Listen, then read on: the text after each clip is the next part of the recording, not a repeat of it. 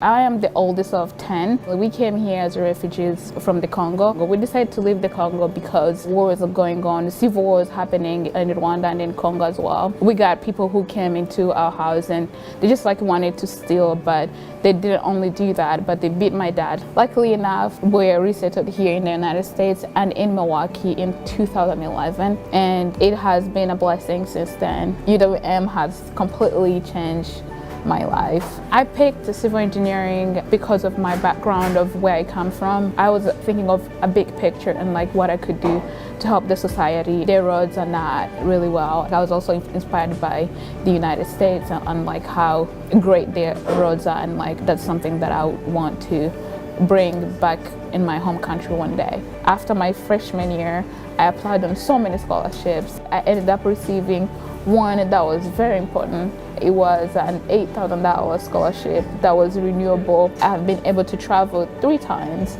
back to Africa and see my family and work with their transportation department. UWM has been more like a family. It has showed me to believe in myself, and no matter what, anything is possible.